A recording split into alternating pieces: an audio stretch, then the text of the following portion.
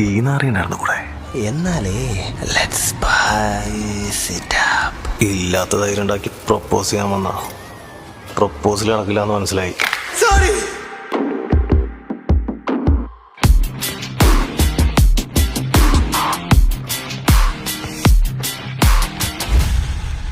വീടിന്റെ കൈ വേദനിക്കുന്നു. വിടാനല്ലേ പറഞ്ഞേ? നീ എന്താ അവിടെ ചെയ്തത്? അവൻ എന്ത് ചെയ്തിട്ടാ നീ അവനെ തല്ലിയത്? അപ്പൊ അവൻ ചെയ്തൊന്നും നീ കണ്ടിട്ടില്ല? അവൻ എന്ത് ചെയ്തുന്നാ? ഞാൻ ചെയ്തിട്ടില്ല. നിനക്കെന്താ പറഞ്ഞ മനസ്സിലാവില്ലേ?